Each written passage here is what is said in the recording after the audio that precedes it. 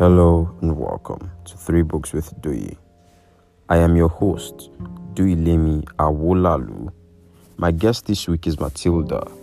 Matilda studied mechanical engineering at Carleton University, but now actively involved in the health and information technology sector. She is also one of the hosts of the Africalypso Podcast, a bi-weekly podcast that discusses diverse topics concerning the African continent, sprinkled with some really good banter here and there. And now, here's my conversation with Matilda.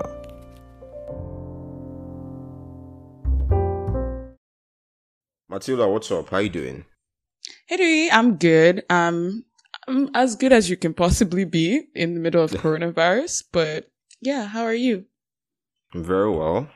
Been trying to set up this thing, so it hasn't been beans. But Yeah. we move, as you always say, we move. But, Move. How was your week anyway? My week was actually good. I'm looking back on my on my schedule now. It was good, but then really busy at work specifically.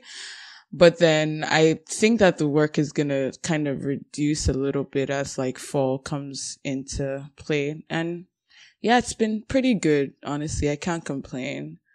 I've had the chance to go on a hike. I went on a hike yesterday. Really? Yeah, it was like a 2-hour Where's hike. So it's this, it's called Gatineau Park. It's, here in close to Ottawa. And it was Please, fun. can you tell the listeners where you are at the moment so that Oh. they can get, yeah.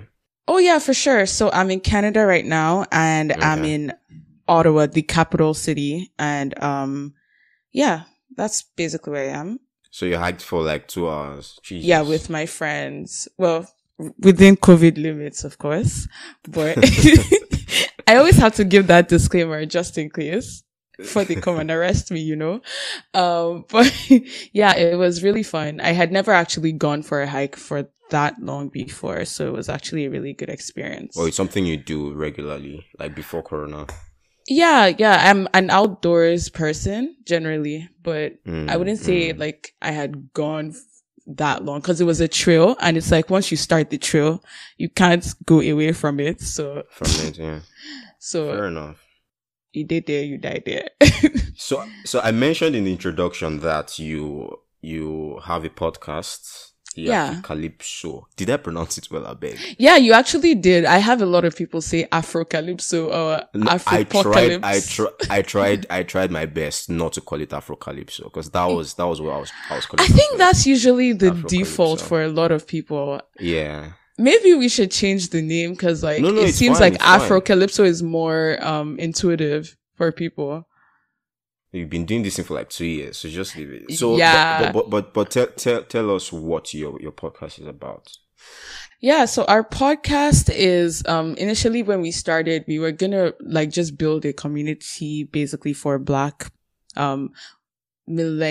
Black people of our age range thereabouts, and just talk about things like ranging from like history to like current like politics, and then just general social issues in our society, and then also add banter because we're all three hosts right now are Nigerian, and like Nigerian people already, our living situation is already really hard.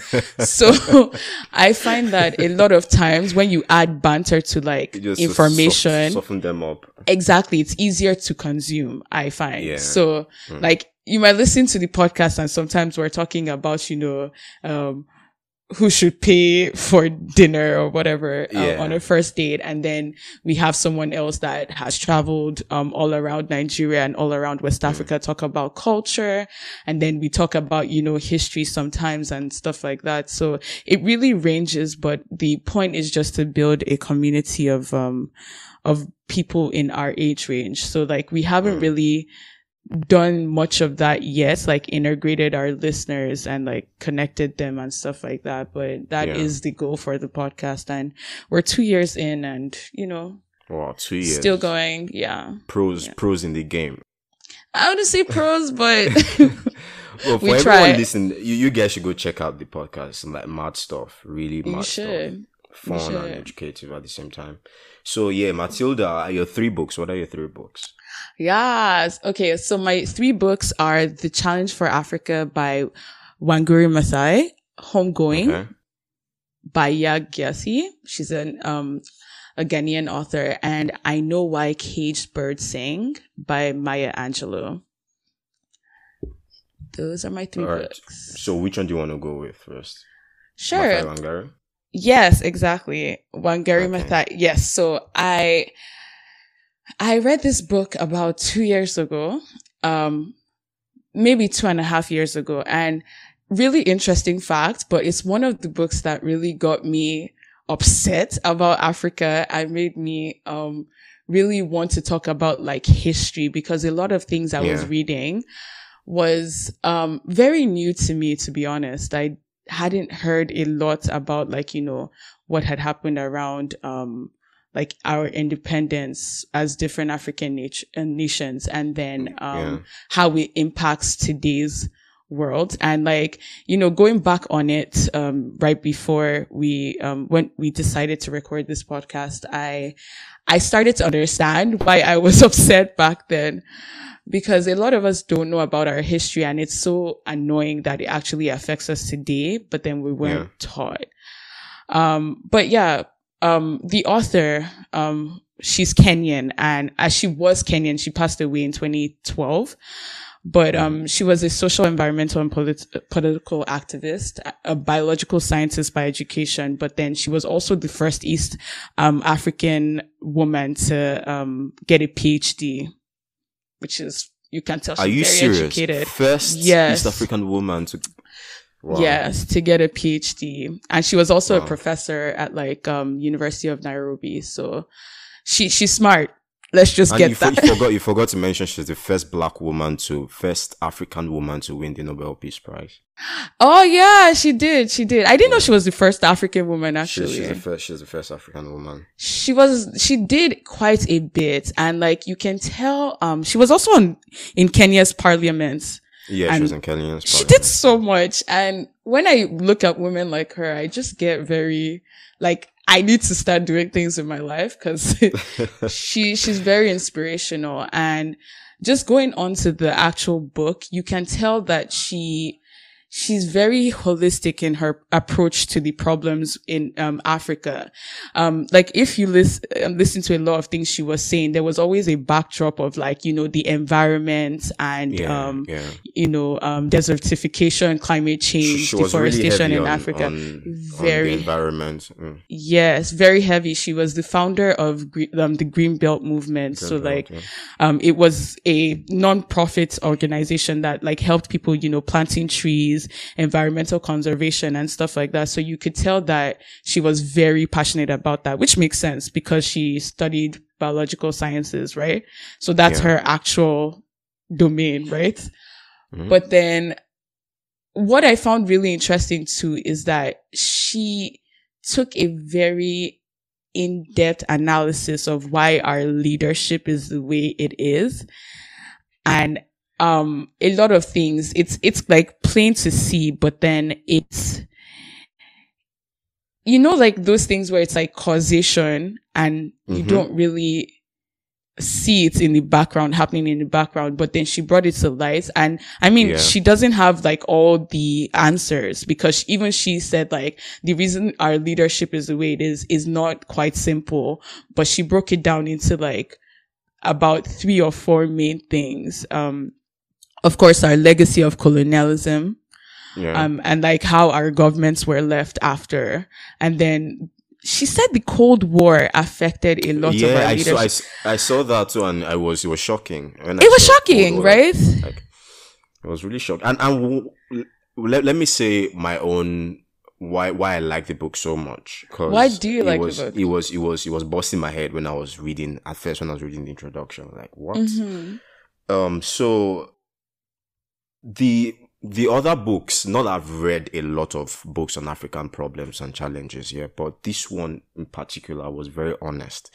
To me, it's like one of the most honest books that talks about the challenges. Like most books will always throw all the problems at the feet of colonialism. Oh, the colonial master did this. The colonizers did this. Although she did do that. Yeah, but she said that though colonialism is is an important reason why we are where we are. Yeah, but it is not the only reason. And she like brought out those other reasons and now expanded on them and said, okay, these things might be not far from home. The problems, like the origination of the problem might not be far from home, and we should look inward, look at our culture, look at our leaders, look at the way we treat environment and whatnot. Like, it was very honest. It was very, like, I never saw African challenges through that perspective.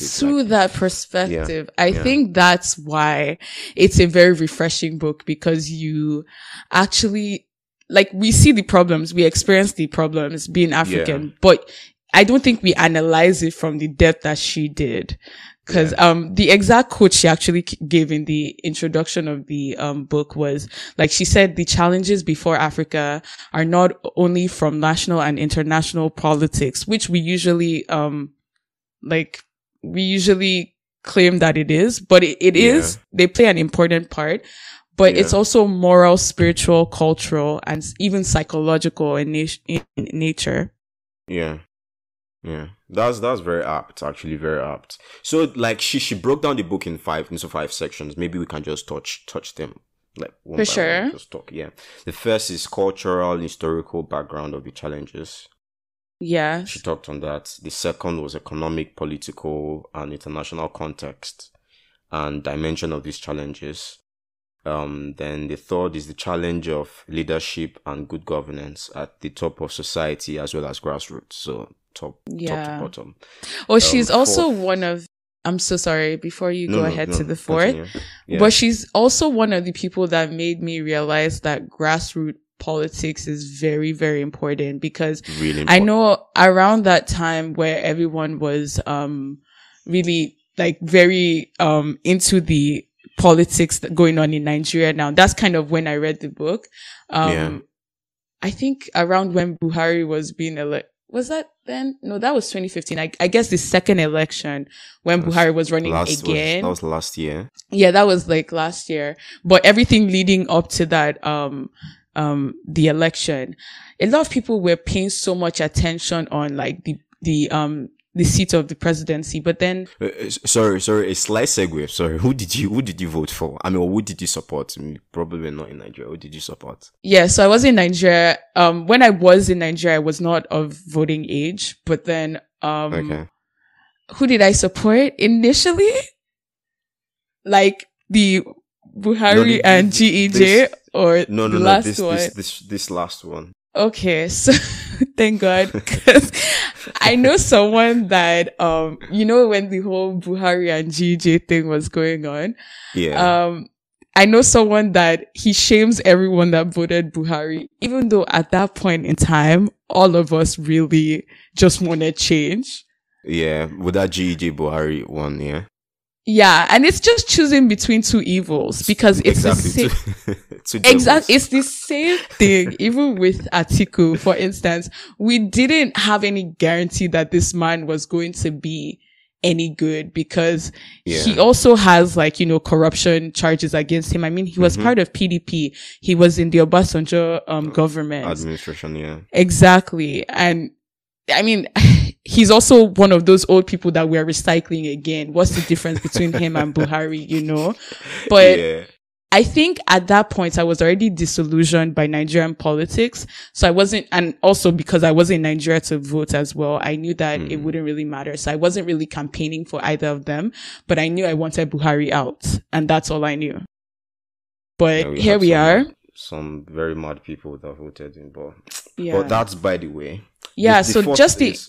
Okay, sorry. Continue. Oh yeah, no, I was going along the line, apart from the presidency, like the importance of the grassroots politics in Nigeria, which I feel like is very neglected. Like, we always look to the, we always look to who's the president, and that's not really who's making all the change in Nigeria. As, Wangari mentions, like, the problem is ingrained in our culture, and it starts from the grassroots. So like when we yeah. pay so much attention to the president, who a lot of times we can't even control because they're going to rig the things that are within our control, like going for, when the counselors, or what do they call them? They're counselors. Yeah. Like counselors local government level. Exactly. The local government council. level. We're already neglecting that. So how are we paying attention to the president when our senators are not even making laws that benefit us, when, the local government is not holding meetings that, where we get our, like, inputs heard, like, just those kind of things. So, I mean, just her holistic approach to everything just really made me think about, like, where there's so many problems in the system, apart from just the president.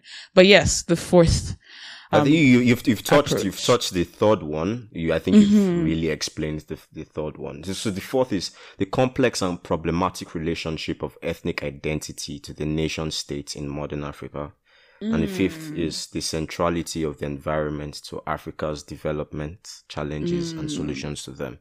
So, okay, let's talk about the first, the cultural, historical background of the challenges. So, where do you think all of this shenanigans started from?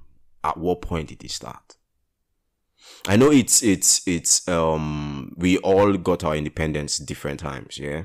Yes. But like almost the same period, the same decade, we all got our independence. Yeah. Thereabouts. So like in the at 60s, what point, thereabouts. Yeah, 50s, 60s. Because I think Ghana had like Ghana was 1957.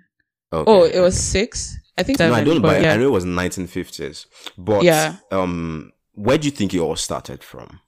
Do you think it's deeper than that? Do you think it was way before colonialism or after colonialism or during colonialism? Like, where did it all start? I think it might be a little bit before colonialism, because I know even in the book, she talks about the fact that, so like there were lots of people that the colonizing powers, like at that point, they might not have actually colonized Africa, but they were doing trade with them at that point. Yeah. And then a lot of them would come and speak to people in the society that don't necessarily have, any power to make decisions.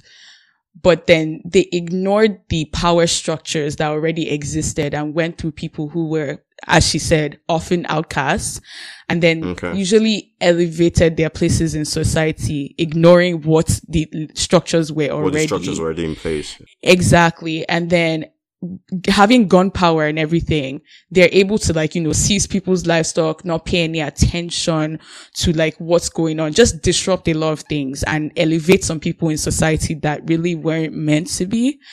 Yeah. And then those men kind of became the new elite in Nigeria, in Africa generally. And it kind of fostered a place for oppression to be where leadership comes from. Okay. Yeah, I think I get where you're coming from. And because before it's I believe that the African structures, although a lot of them were very autocratic, although for instance, I don't think the Igbo culture, there was kings or anything. But it was in favor of the actual indigenes of the places. But then when, those people came in and kind of made it a thing where leadership has to do with what you can get, that kind of changed. Because the power imbalance, the restructuring of the of society at the point led to, was one of the factors of.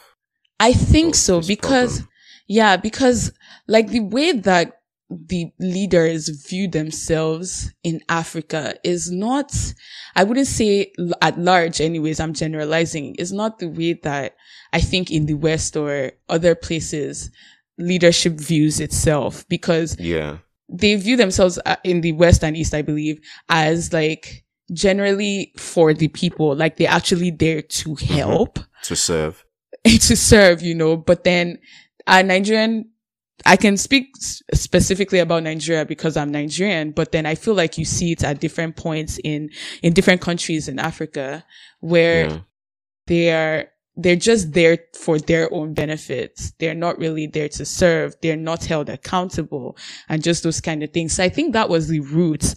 But then if you also look at like at the point of when we were getting our independence, a lot of the people that became leaders were not necessarily, I don't think they all had leadership qualities. They were just at the right place at the right time. Like in the right place at the right time. They were just really good at kissing ass. Yeah, they were good at kissing ass, but even like the people that might have fought for the independence and stuff like that, they not necessarily the like leader qualities. Like Maybe they were just educated. there. Maybe they were just educated at that point in time. And there's also the fact that when these people left, the colonizers, they obviously left people in power that, were there to serve them, not the people. Not the people. Exactly. And that carries on, like the people in power have basically at large generally continued their path. I don't know how to explain that. Like, I feel like the government in Nigeria has been predetermined already. Like, it's not really the same set of people. Same set of people. Exactly. Yeah. It's been like over half a century. And like these men that were still alive at the beginning of like Nigeria, basically still Obasanjo is still here.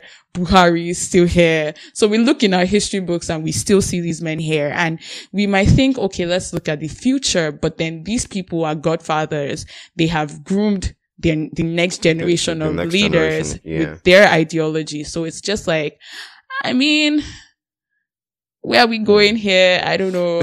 So, So I just feel we can't go through all of them because of time, but of course, let me ask you one small question. If you're just all of a sudden found out you had the power to change things in Africa, right? Or let's say God gave you the power to change things in Africa, like three things.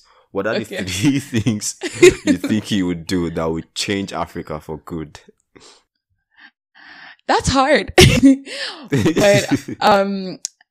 I think that for me, I'm more of an analyzer of what the problems are than an actual political, like I would probably be more on like an activist side than like an actual like a president or like a political figure. Yeah, like so I would struggle there. Exactly. I feel like that was my problem when this guy was running for the guy that owns Sahara. Reporters. Yeah, when Shore and like the other guys were running, that was kind of my problem because it's like I feel like they have ideas, but that doesn't necessarily transfer into politics. But I guess I would try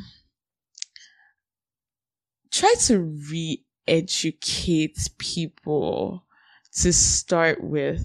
I mean, and this might sound very like not that important, but one of the things that Wangari in her book really harped on is that a lot of our problems are mental, in that it's the way our culture is, the way we think about things. So if you're able to educate people on one, history, to like how the different things are actually affecting them directly, because I feel like we see things, and someone was telling me like a lot of people see policies being passed and still support the people that pass the policies, even though it directly affects them, but they can't make that connection between what is actually affecting them and like who they're voting for.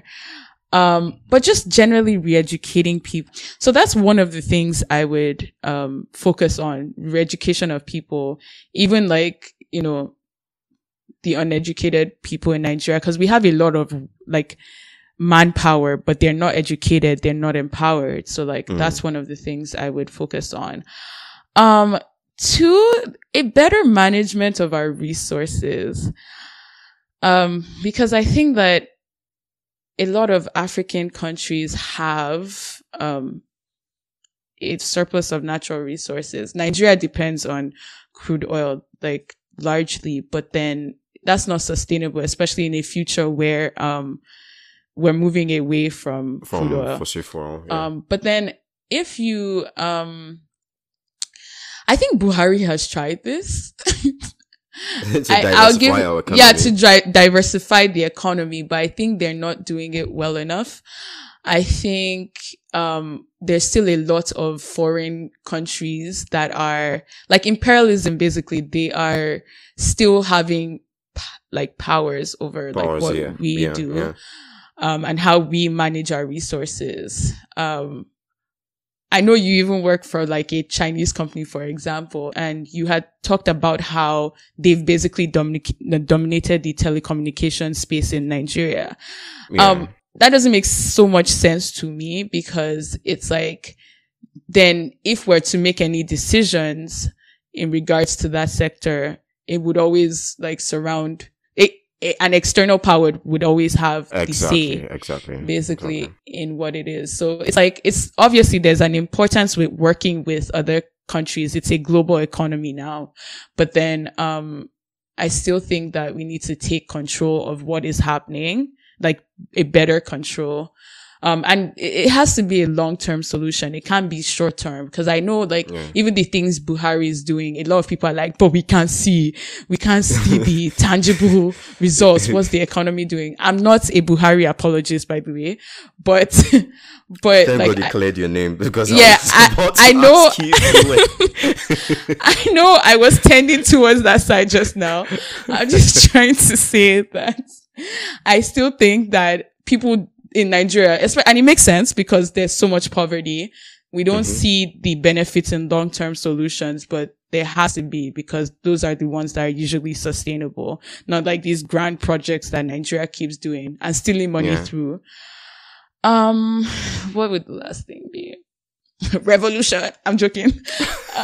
No. That's fine, because I was about to say my own answer. Yes, I want to hear yours. Mine can be very, very radical. Very radical answers. Yeah. So if I want sudden change in the situation of things let me say Nigeria, for example. Don't let me say the whole of Africa. This sounds really absurd, but first and foremost, I'll look for someone that really likes Nigeria, like wants to be a president leader because he wants the best not for personal gain. Not for personal gain. It's easy to say, but it's very hard to find people that love Nigeria because it is their own. Do you get? But find that person that really loves the upliftment of this country. Yeah, the upliftment of this country, right? Okay. So I'll give an example. An example is Thomas Sankara, God bless his soul. God bless his soul. Yeah, and Paul Kagame is the recent example, the president of Rwanda. See, Rwanda is doing lots of great things, right? I'll put an asterisk there, but go on. Yeah, still a dictator. Yeah, exactly. That's where I'm going to. You can't do this thing for a long time. I mean, for a short time without you can't be entirely democratic. Do you understand? Okay. So, another example is, Lee Kuan Yew. I think you know Lee Kuan Yew. He's dead now. The guy that reshaped Singapore from being a third world country to a first world country. He's like one of the greatest presidents in Far East history. I mean, yeah. So, the guy was not entirely democratic. I think he led for about 20 or 30 years. Right? So, because we know if you want to be entirely democratic, the problems you have in Nigeria cannot be solved in 4 or 8 years. It's not possible. Right? No. You need continuation of your policies. And the thing is, when you are there, the powers that be will want to take you off. There's no way they want to take you off. And after 8 years, you cannot contest again.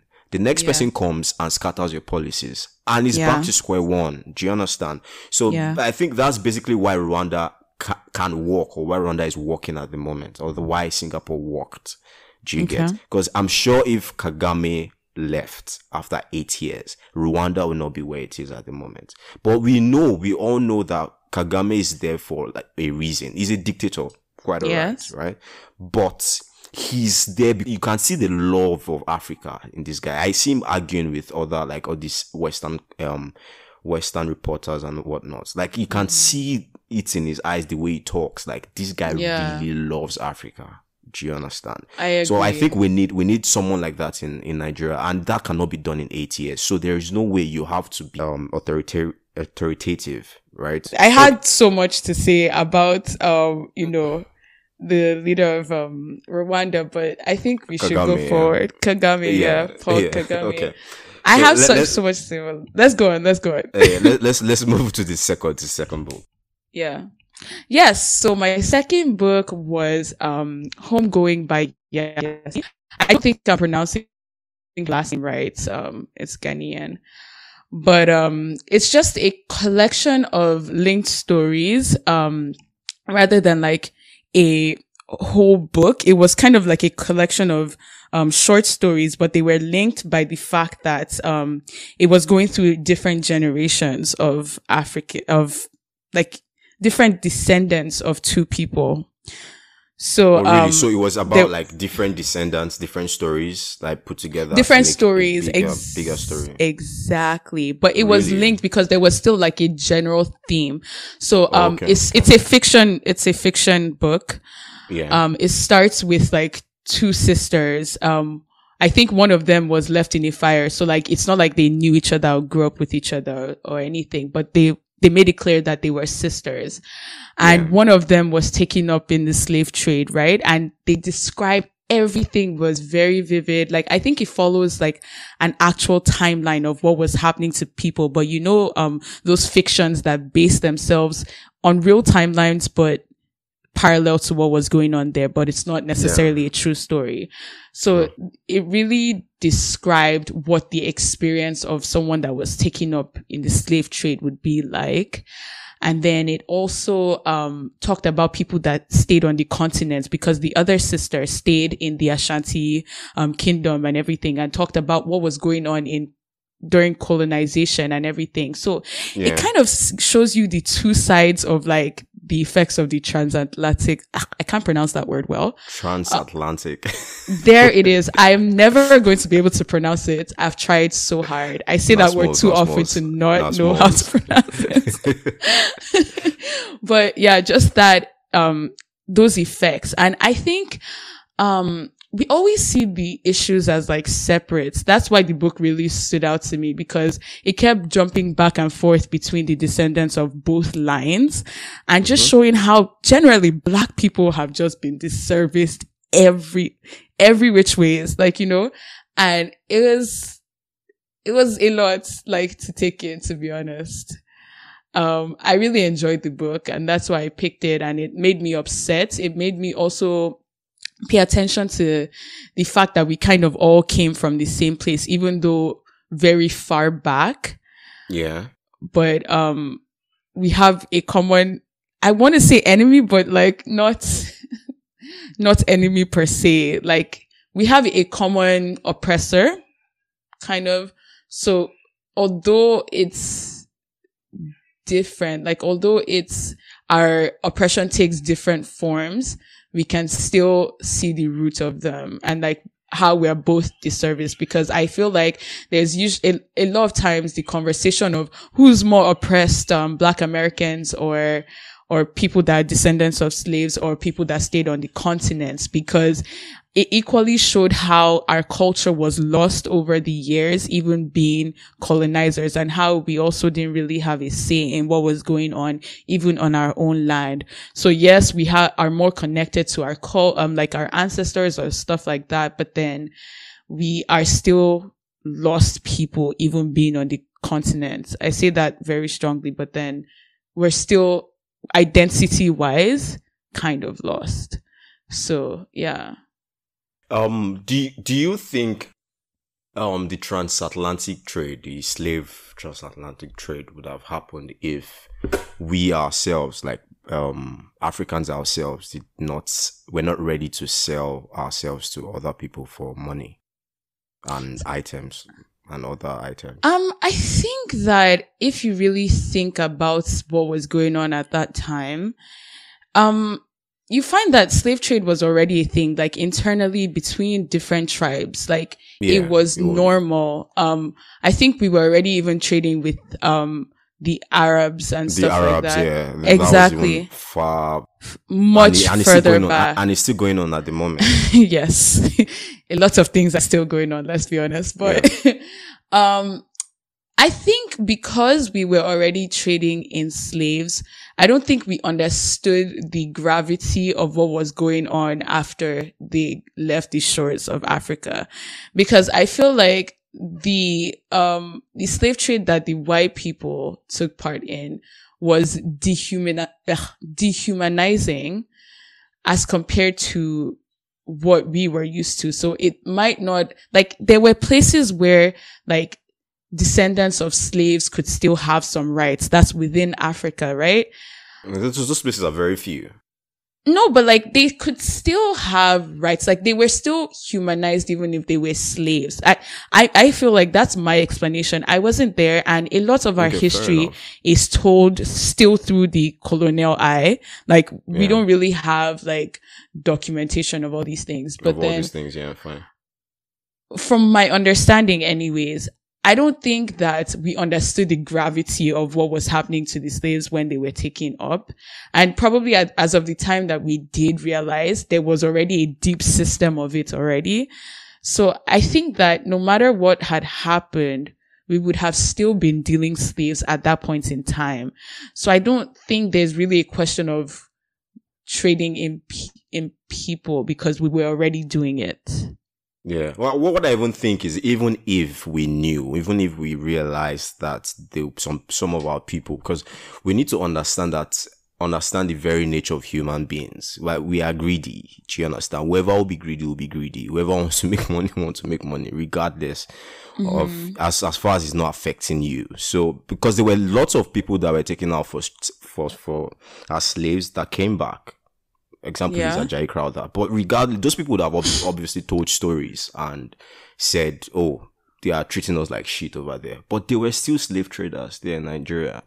So regardless, even if people had come to say, bruv, they are treating us like animals, people will still sell slaves. So there was like, shows the very nature of human beings. We are but just Ajayi really Crowther greedy. Again was much later into slavery. Exactly. Because I'm thinking more about the genesis of it. Like, I feel like if we really understood to a deeper extent, that we might not have been so willing, I think. But then again, the slaves they were selling weren't initially anyways. I don't think they were actual indigents of the land. They were already like slaves or outcasts that they were giving off, at the beginning. But then I think as the demand for slaves, started getting higher, then they started giving even the common like people in the land and stuff like that. But that's my understanding of it. Maybe it's like, wanting to believe that we would have had better morals, but I mean that's just my thought. I don't know. Yeah, you're being optimistic. I'm being optimistic because I like my people. You know, I like to believe that my ancestors went all bad. No. I feel like then everybody, every race, every culture, they all acted barbaric. Almost every culture acted really barbaric. So like everybody is a culprit of all this thing. Everybody. Yeah, I don't like the word barbaric being used in terms when referring to like, you know, Africa specifically. Cause I'm not saying Africa. No, I know you said everyone. Yeah, cross-culturally. But I think that whatever was happening back then still exists right now. So I think instead of being like they were, I think we all still kind of have an element of it. It's just that we have a long way to go in this country. Yeah, we have a long way to go, but then a long way to go in this country. You can look at it as like as a result of things that already happened. It's not 100% just because it's our nature. It's as a result of our specific history. I mean, we have a part to play. I'm not playing a blame game, but then I still think that when we compare ourselves, for instance, with the West, and we have like an inferiority complex, I think that we need to pay attention to how the West has affected us as well, and not look at them as this like less barbaric people or whatever. They are, in my opinion, as barbaric as we are. But I just think that because of our specific history, we are where we are, and we are also mentally affected by these things. So I look at Nigeria as like we have a problem, but I think that we might be able to come out of it given time and the right leadership. I don't see it as an innate thing about us. Do you get what I mean? Yeah. I don't see it as an innate thing also. It's not like an innate thing. I'm just saying that all the atrocities that happened back then, right?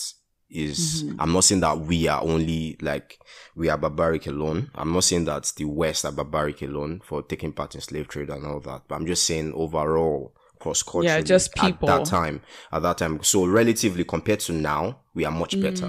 Okay, right? more, we are much better. That's fair. That's fair. I will check that book. I haven't read the book at all. You should. But the way you explained it's like different timelines packed into one book. I think I'll have to check it out. You really should. Are you into fiction? Yeah, I like fiction. Yeah, it's, I would say like, for me, I don't generally like short stories. For instance, like, Chimamanda's, The Thing Around Your Neck. When I read it, like, although the stories were very powerful, I usually tend to want to connect with the characters over time. Yeah. And so it really sucks when I read a book and then it ends in like 2 seconds, you know? But the good thing... How many days do you read How many days do you read a book? I think it depends on what's going on at that point in time. So like, I've never actually had the opportunity to read a book and have nothing else to do. So I really don't know how fast I would read the book or anything, but... So what's the fastest you've read a book? Like a 300-page book? Book. Yeah. I'm a slow reader. I would say 5 days. Yes. Fair enough. But I'm also a slow reader too. So I thought you were going to say like 1 day. 1 day. No. Jesus Christ. No, but I like, for instance, when I read books, and I'm doing other things, like I like really digesting, oh my gosh, this is happening in that person's life. So it's like, I've gone back into my real life, but then I'm still reflecting on what's going on. Reflecting, same here. Exactly. So if it's a short story, I haven't even gotten the chance to digest what's going on in the character's life before you jump to a different story. But the nice thing about this one is like when you jump onto the next story, you're able to ponder this person's reality was affected by the other story I just read. Do you get what I mean? So you get to ponder down generations and see like what happened for this person to become who they are. And I think it makes for a very interesting thought process because we never see ourselves as products of things that have happened, but the book allows you to really think about that. So yeah, you should really check it out. I'll go check on. I guess we're done. Yeah, you really should. So the third one, Maya Angelou spoke. Yes, and it's called "I Know Why Caged Birds Sing." And I mean, Maya Angelou is pretty popular. She was a poet and, like an activist and stuff like that. Rise. Yeah. And like, I Know Why Caged Birds Sing. It's like an autobiography.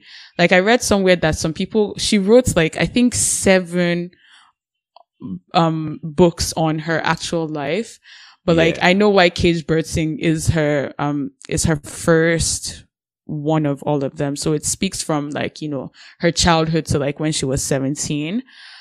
And she really dissected what was going on in the Deep South as of like the point of segregation when she was growing up. It wasn't like slavery per se, but it was like segregation. So like Jim Crow era.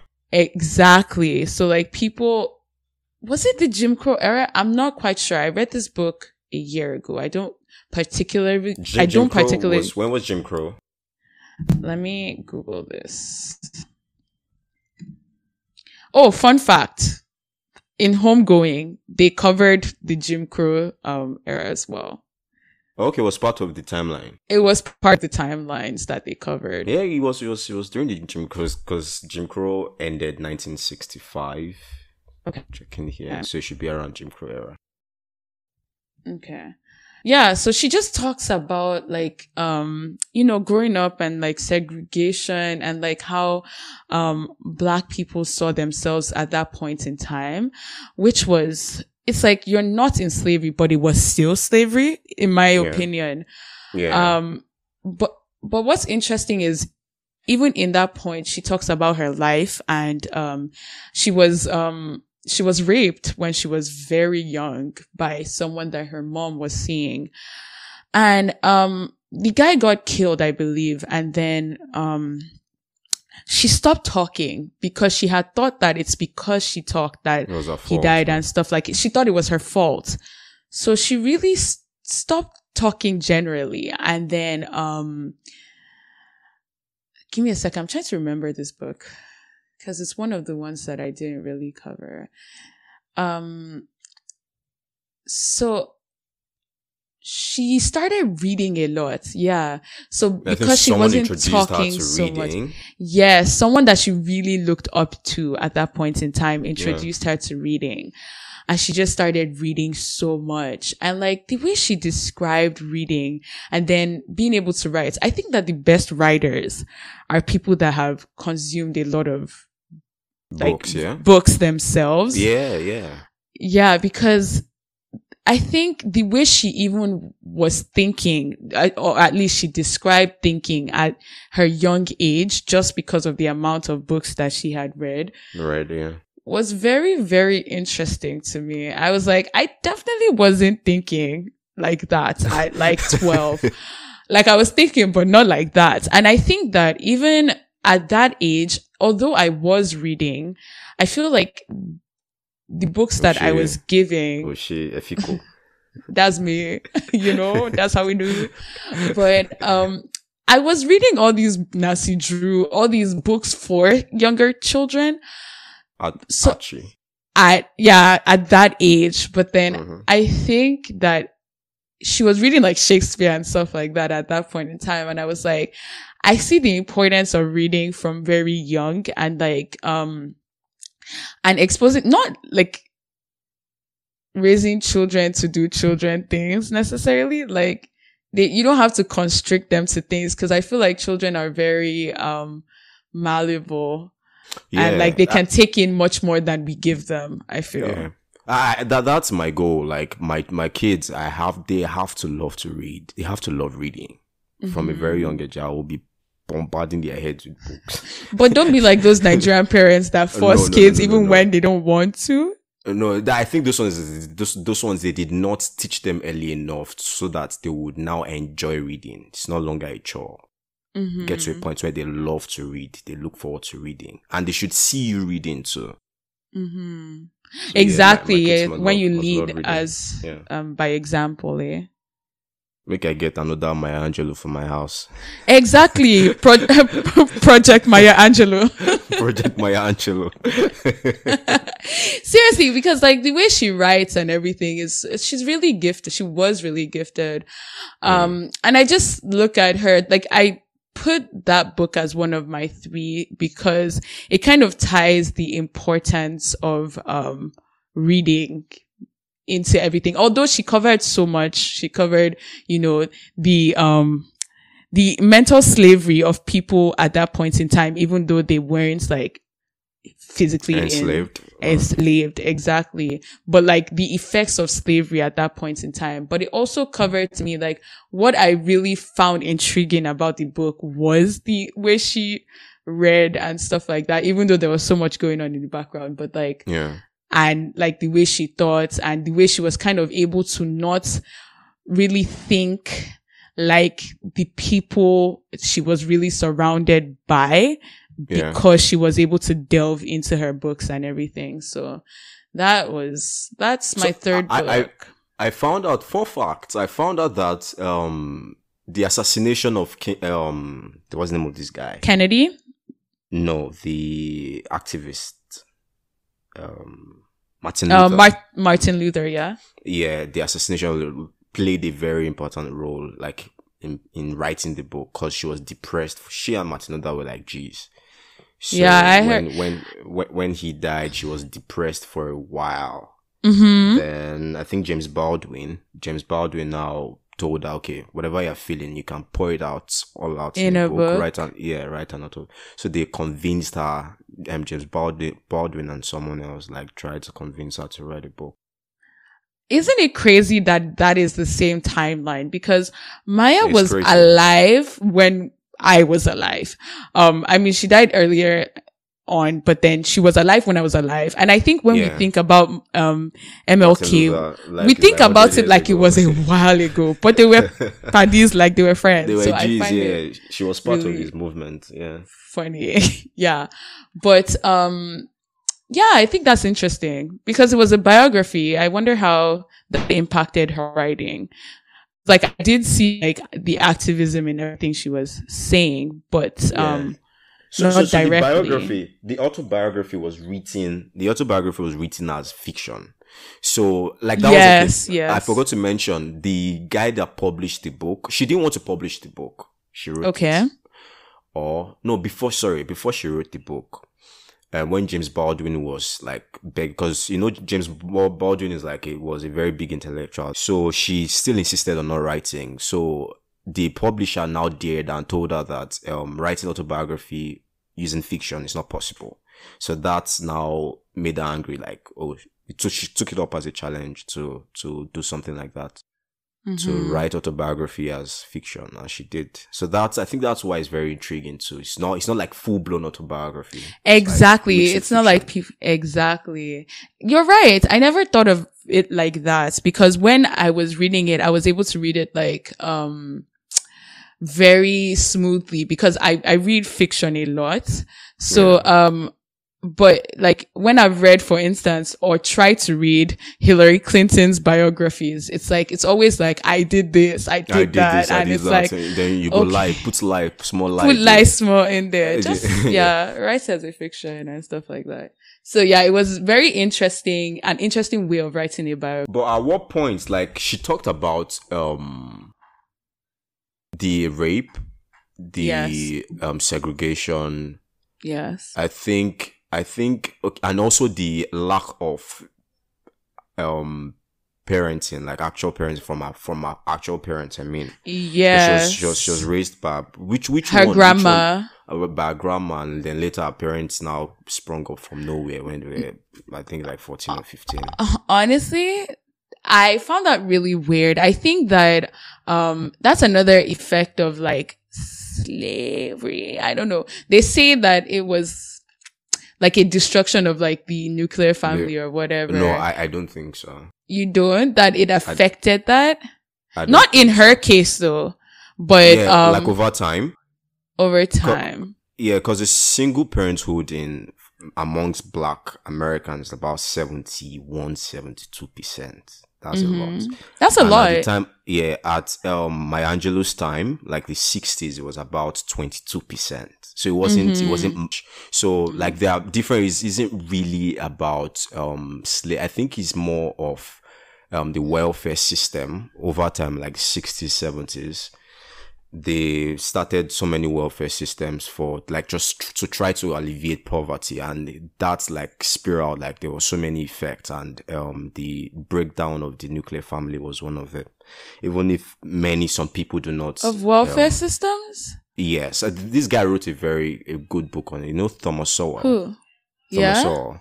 What Thomas book is Sowell that? Something about race and discrimination. Okay. Race and discrimination, I think. Yeah, I'll send it to you. So Okay. he mentioned the welfare system as one of the major problem of the Black community, especially the breakdown of the nuclear family. Yeah, because he was like, if it was slavery that caused it, right?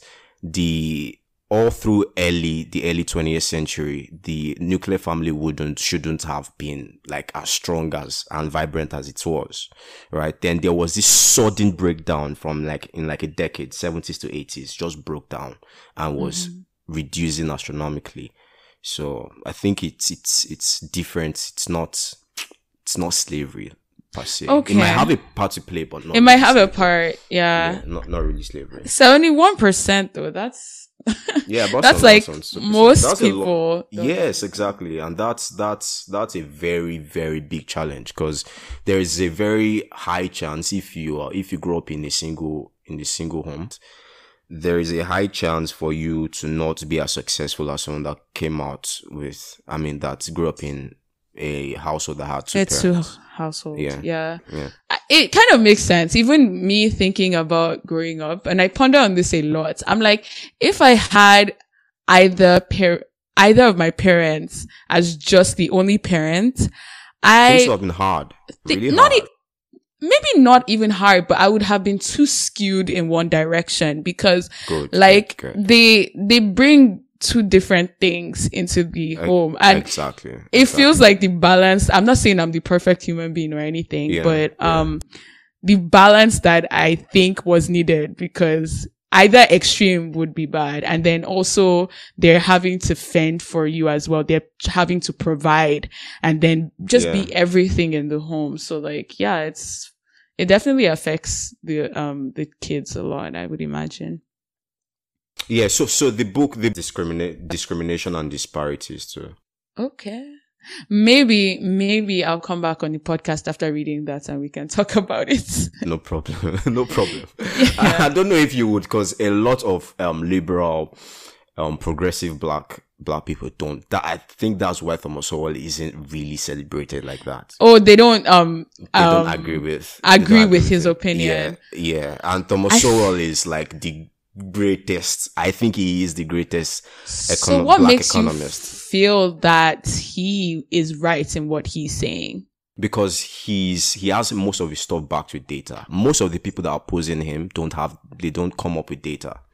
This guy has lots of data with to back up his argument. So I guess what you can do, because data is just data, it depends on how you interpret it, right? So like, he might be interpreting it one way, but it's not necessarily the objective truth. But data still points you, is still a more precise pointer to objective truth. Yeah, I agree. I feel like what I would do in that kind of situation is read like books on different opinions. Like, I feel like if there's an opinion that is generally not opposed, then I can take it for somewhat fact. But if it's so opposed, then read another book that claims to have facts. No, most economists, I think even most economists agree with Sowell. He's talking about this problem. He's not talking about it through the cultural point of view. He's talking about it through the economic and political side of it. Do you understand? So obviously, as an economist, he's going to come with lots and lots of data, right? Because most of the people opposing him are always like, no, their reason for all these things happening is racism. And it's like, okay, yeah, racism had a part to play, but let's really look at the data. The data says otherwise. So like, just try to read the book. Maybe you can come back to the podcast. I will. Talk about it. I definitely will. I mean, if you really pay attention, all my 3 books have something to do with race, with race, specifically Black people. And I don't know what happened where, but then I really am passionate about all things like Black people, but specifically Africa. So a lot of these stuff. What?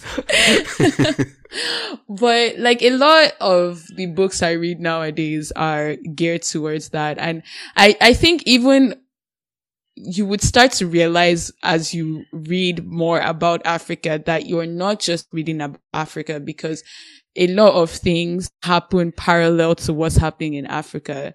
So like, I feel like growing up, I always thought, okay, it was like colonization. These people came and then they left and then it was just us. Like, I used to look at Nigeria as like a country on its own, but then I see now there are still traces of colonialism. There's still traces, but then a lot of things that happen in different countries are very largely affected by all what is going on around the world, because again, it's a global world now, but it's kind of always been a global world.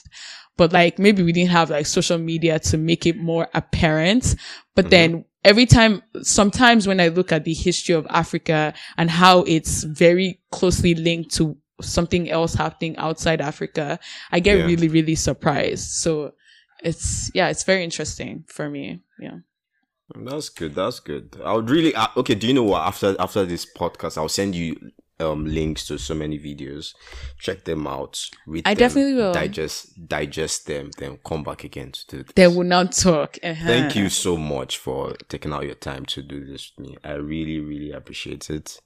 Thank you. This was and fun. Everyone listening, please subscribe to this podcast, and also subscribe to ours, also the Africalypso Podcast. Hey, you got it. Check out our content if you want more of this content. And for listening, everyone, thank you and goodbye. Bye.